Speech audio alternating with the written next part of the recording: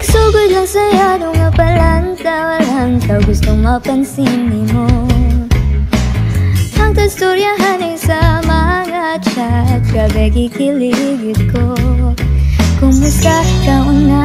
Hello, maayong buntag diha. Amping ka pahulat, ayaw na upagpilar pa.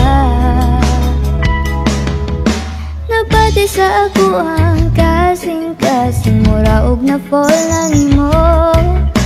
Sa kada along nga atong panag-istorya na anay nabuo.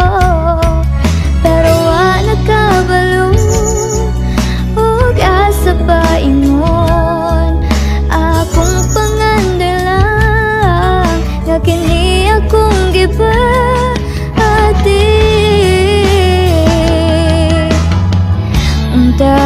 Unta makita tagdon akong gibati para mabatian. Pitik ning kasing-kasing imo lang. Ako nabati.